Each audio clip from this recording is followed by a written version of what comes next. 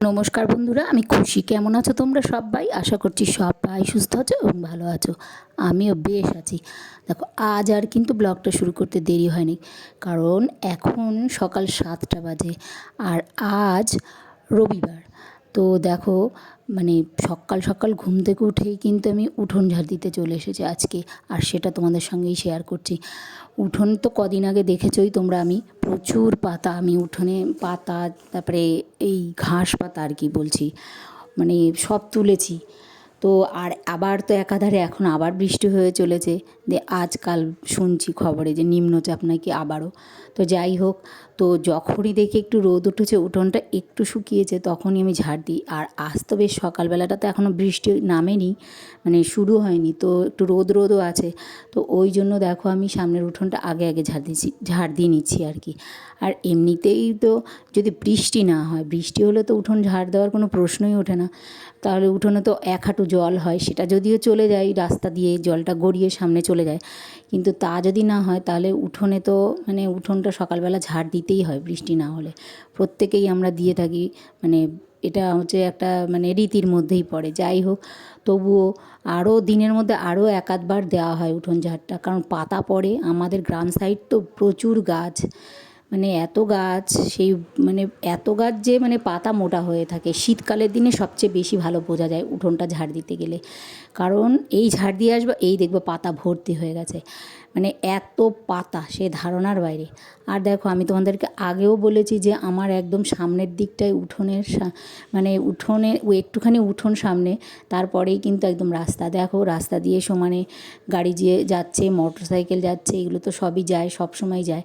তাও মানে বাচ্চারা, আমাদের এই তুতু তুতু কিন্তু একদম, এই বাচ্চাদের যদিও ভয় যে উঠোন থেকে এই দিক থেকে চলে যাবে রাস্তায়, তো আমাদের তুতু কিন্তু রাস্তায় যায় না, একদম যায় না।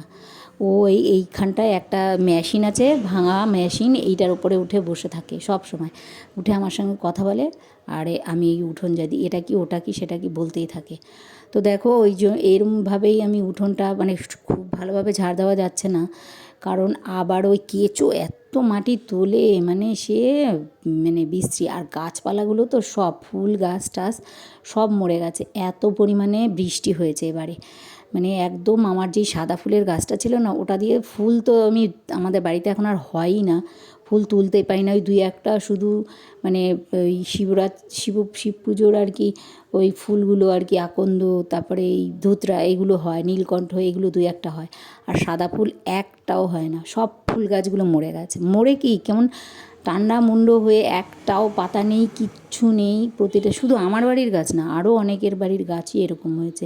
ওই গাছে না, ওই ওই মোটা এই ফুল গাছটায় না মোটা মোটা পাপড়ি হতো, কি সুন্দর হতো। তো গাছটা এমন হয়েছে, একটা ফুল হয় না, একটা না। তো ওই যে পাশের বাড়িতে আমাদের ফুল হয়, ওদের বাড়িতে অল্প স্বল্প হয়, যে 12 মাসের যেই ফুলগুলো আছে না, ওগুলো হয় বেশি। ওদের বাড়ি থেকেই ফুলটা এনে তারপরে আমি পুজো করি এখন। কারণ আর আমাদের কাছে এই জবা গাছটাতে দুটো একটা করে ফুল হয়, সাদা জবা আর কি। তো ওই সাদা জবা গাছটাতে একটা দুটো করে ফুল হয়, ওই তুলি, আর ওদের বাড়ির থেকে কটা তুলি, তুলে তারপরে পুজো করি। তা না হলে মানে বুঝতেই পারছি না। আর এই গাছটা, বড় গাছটার তলায় কটা চারা উঠেছিল, সেই চারা কটাও মরে গেছে। ভেবেছি বেশ লাগাবো, তো একাধারে এত বৃষ্টি হয়েছে, তুলে যে লাগাবো তার ফুরসতই পাইনি। তো যার জন্যই মানে তুলে লাগাতেও পারিনি। আর দেখছি নিচটায় গাছ, ওই ছোট চারা যে উঠেছে, ওই মানে সেইগুলো পর্যন্ত মরে গেছে, এমন অবস্থা। আর দেখো, উঠোনে কুকুর, কালকে আমাদের এই পাশের বাড়িতে একটা কুকুর আছে, এটা ছেড়ে দেয় সারাদিন বেল বাঁধা, কিন্তু দেখো কুকুরে মাটি তুলে পুরো গর্ত গর্ত করে ফেলেছে। এইগুলো আর কিছুতেই আমি বোঝাতে পারছি না, মানে মাটিটা পুরো বসে গেছে না, কিছুটা বুঝিয়েছি কিন্তু সবটা বোঝাতে পারিনি। আর দেখো, তারপরে আর তোমাদের সঙ্গে অনেকক্ষণ দেখা সাক্ষাৎ হয়নি আমার। তো প্রচুর সমস্ত কাজ সেরে মানে কুটনো কুটে তারপরে দেখো স্নান সেরে একবারে রান্নাঘরে এসেছি। তারপরে এই দেখো ভাত তো বসিয়েই দিয়েছি, আর এই দিকে দেখো সবজিও রান্না করে ফেলেছি। কী কী সবজি আজকে রান্না করেছি জানো? তোমরা তো দেখেছো, আমি বাজার থেকে মূলো শাক এনেছি। সেই মূলো শাকের পাতাগুলো আর কি, মানে ছেলেও যেমন খেতে ভালোবাসে, আমিও খেতে ভালোবাসি, আর ওর বাবাও।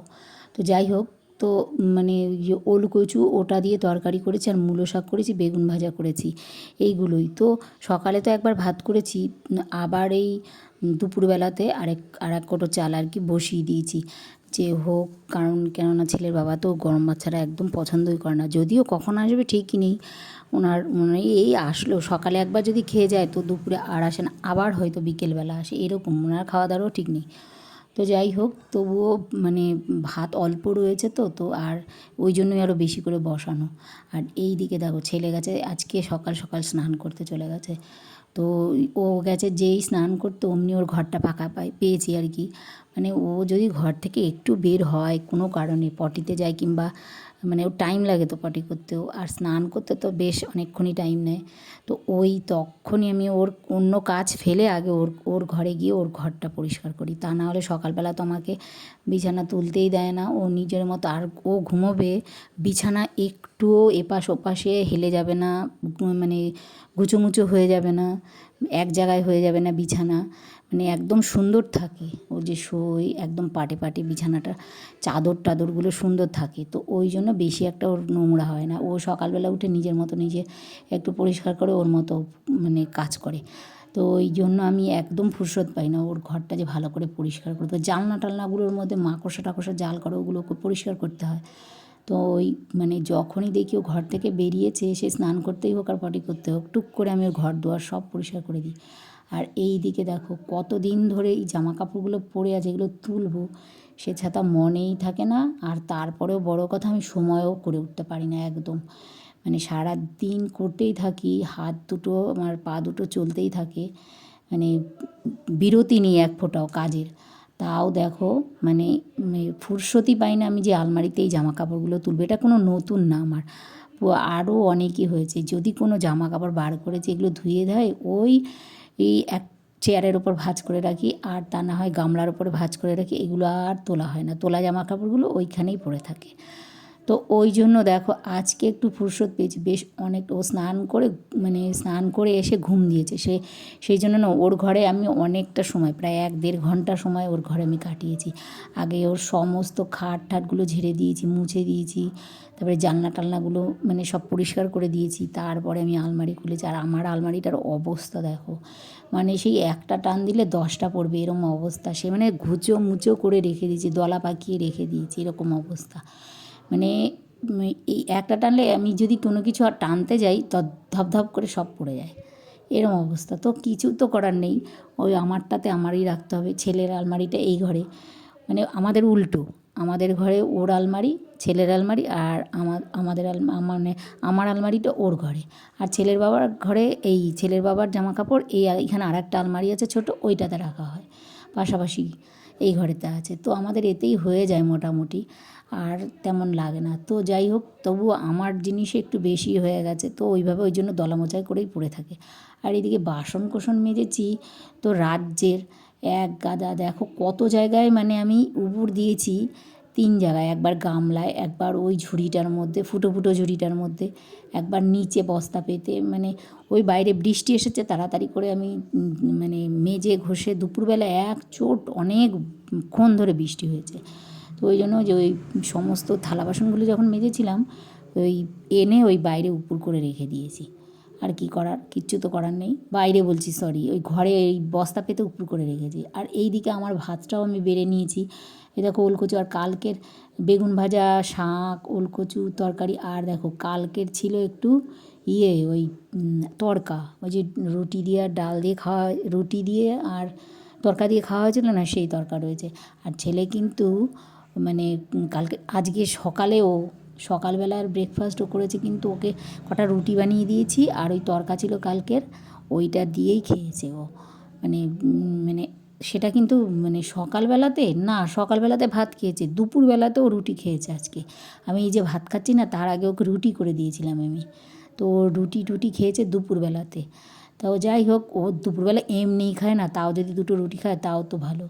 আর এই দিকে দেখো আমি তো ভাত খেয়ে নেব, মূলো শাক দিয়ে আমি বেশি মানে ভাত যদিও আমি অনেক বেশি খাই না, অল্পই খাই, তবুও মূলো শাক দিয়ে আমি অর্ধেকটা ভাত খেয়ে নিয়েছি। আর এই তরকাটা না আমার ডাল দিয়ে খেতে, মানে ডাল এমনি ডাল দিয়ে মেখে, মুসুরি ডাল দিয়ে মেখে তারপর তরকাটা খেতে খুব ভালো লাগে। আর এই দেখো আবারও চা নিয়ে বসে পড়েছি।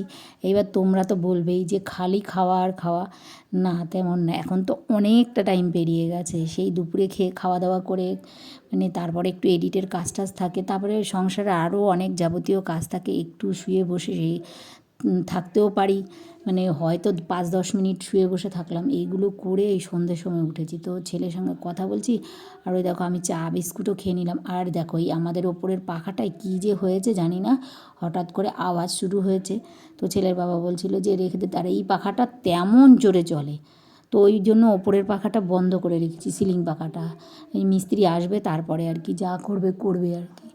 আর এই দিকে যেই স্ট্যান্ড পাখাটা এনেছে, এটার যা শাসা করে চলে, কিছুক্ষণ চললে তারপরে লাগে শীত। কতটা দূরে রেখেছি ওই মাথা থেকে খাটে, তাও রাতেও তাই লাগে, কি ঠান্ডা লাগে। শাসা করে এটা এক জায়গায় হয়তো, হাওয়াটা এক জায়গায় লাগে, যার জন্য আর ঠান্ডাও লেগে যায় এই পাখায়।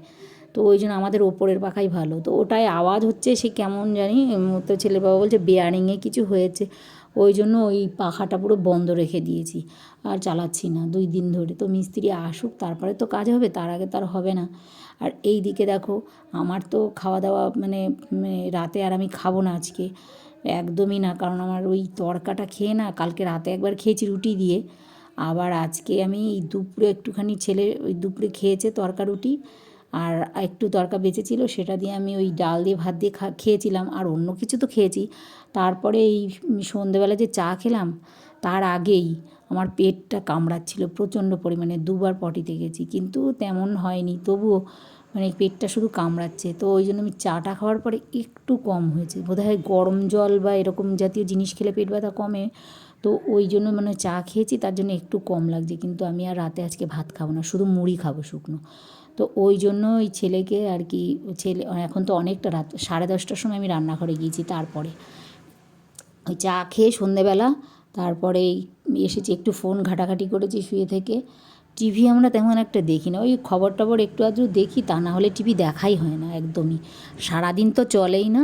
ওই রাতে ছেলের বাবা আসলে তখন একটু চালানো হয় খবর টবর, আর ছেলে চালালে ছেলে শুধু ওই কী দেখবে, এখন একটু খবর টবর দেখে, আর তা না হলে ও দেখে সব সময় সেই ওই কী যেন বলে, খেলা, ওই দেখবে। তো যাই হোক, আমি আর টিভিতে কিছু দেখি না এখন, আর আমার ফোনেই যা দেখার দেখে নিই আমি।